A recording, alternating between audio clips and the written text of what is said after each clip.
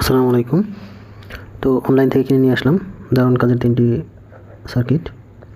আপনারা হয়তো অনেকেই এর সাথে পরিচিত, আবার অনেকে হয়তো পরিচিত না। তো আসুন আমরা এগুলো নিয়ে একটু ডিসকাস করি। তো প্রথমে যেটি দেখছেন সেটা হচ্ছে একটা মিনি এলইডি ভোল্ট মিটার।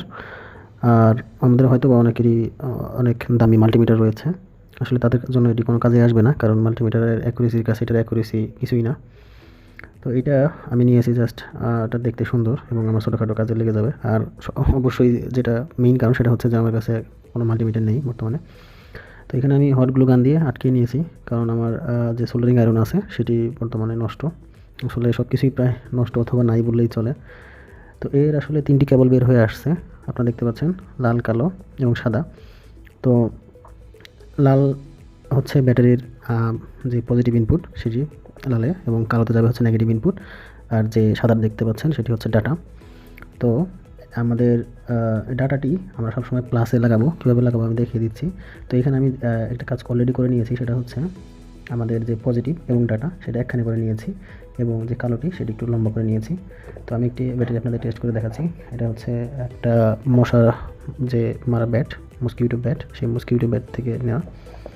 তো এখানে আমি নেগেটিভ যে প্রান্তটি সেটি কানেক্ট করছি, দেন পজিটিভ প্রান্তটি এখানে কানেক্ট করছি। সরি,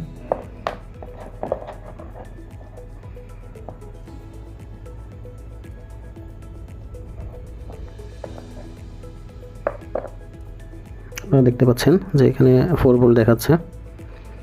তো এখানে যেটি আমি করেছি একটু আপনাদের সাথে এক্সপ্লেইন করি, সেটা হচ্ছে যে আমার এই পাওয়ার আর ডাটা সেম, এবং ডাটার যদি আমরা আলাদা করি, অর্থাৎ এখানে আমি এই ব্যাটারি থেকেই পাওয়ার নিচ্ছি, আবার এই ব্যাটারির যে ভোল্টেজ সেটি মেজার করছি।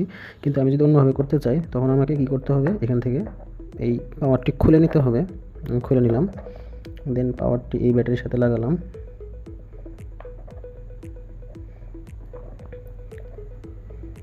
এখন আপনারা দেখবেন যে ভোল্ট মিটার জ্বলে থাকবে এই যে, কিন্তু রিডিং দেখাচ্ছে 0। তো এই অবস্থায় যদি আমি অন্য কোনো ব্যাটারি বাঁধতে চাই তখন আমি কী করব, তখন এই যে ডাটা প্রান্তটি আছে, ডাটা প্রান্তে ওই ব্যাটারির অন্য ব্যাটারি যেটা সেটার পজিটিভ প্রান্ত লাগিয়ে দেব। দেন অন্য যে ব্যাটারি আছে তার যে নেগেটিভ প্রান্তটা আছে সেইটা হচ্ছে আমরা এই গ্রাউন্ডটা কমন করে দেব। দেখুন 3.68 দেখাচ্ছে। তো এটা হচ্ছে যদি আমরা আমাদের যে ভোল্ট মিটার সেটি একটি নির্দিষ্ট ব্যাটারি দিয়ে পাওয়ার দিতে চাই, এবং ওইটা দিয়ে বাকি যে ডাটা আছে সেটা পিন দিয়ে যদি অন্য কোনো ব্যাটারির ভোল্টেজ মেজার করতে চাই, সেক্ষেত্রে আমাদের এইভাবে করতে হবে, কানেকশন দিতে হবে।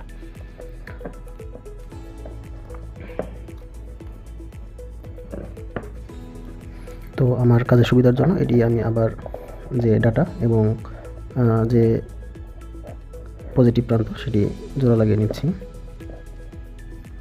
এখন আমি একটি 5 ভোল্টের যে চার্জার আছে সেই চার্জারের সাথে এটা কানেক্ট করে দেখতেছি যে চার্জারে কত ভোল্ট পাওয়া যাচ্ছে। তো চার্জারে মোটামুটি আমাকে 4.8 ভোল্টের মতো দিচ্ছে, আপনারা দেখতে পাচ্ছেন 4.8 ভোল্টের মতো দিচ্ছে।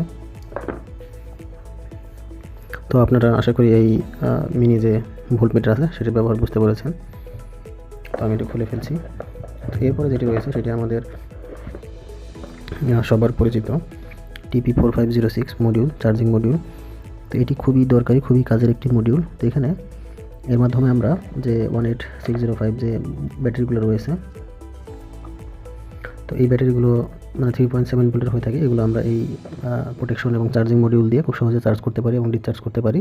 এখানে ওভার ভোল্টেজ এবং লো ভোল্টেজের প্রোটেকশন রয়েছে, অর্থাৎ ব্যাটারি কখনো ওভার চার্জ হবে না এবং ওভার ডিসচার্জও হবে না। তো এটার কানেকশন খুবই সহজ। তো এখানে আপনারা দেখতে পাচ্ছেন একটি মাইক্রো ইউএসবি পোর্ট।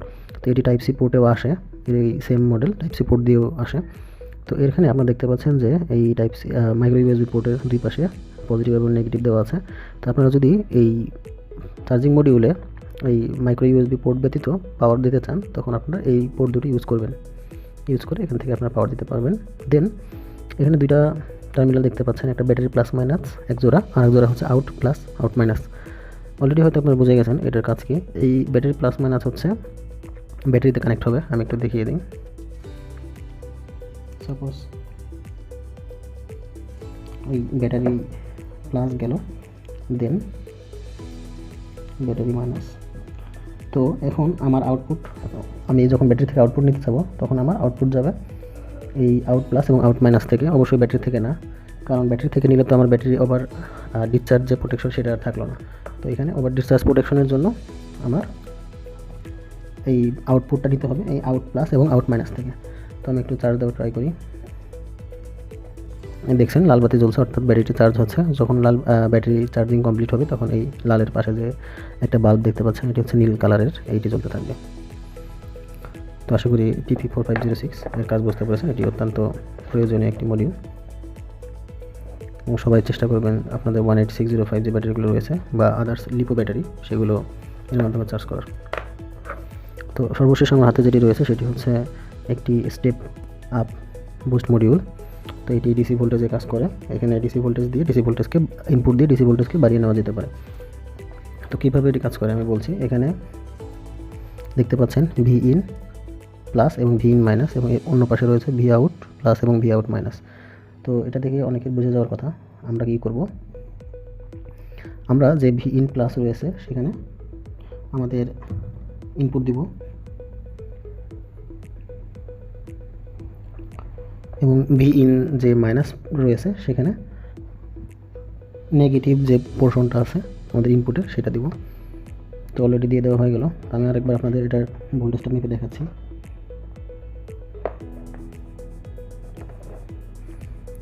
উল্টো করে দেখানোর জন্য দুঃখিত। 4.6 সামথিং, 4.8 হচ্ছে আমাদের ইনপুট ভোল্টেজ। তো এইটা আমি এইখানে যে পটেনশিওমিটার আছে এটা ঘুরিয়ে আমার যেটা প্রয়োজন সেটা অ্যাডজাস্ট করে নিয়েছি। দেখি সেটা কত আপনাদের দেখাচ্ছি। লুজ কানেকশনের জন্য বারবার ছুটে যাচ্ছে, সরি।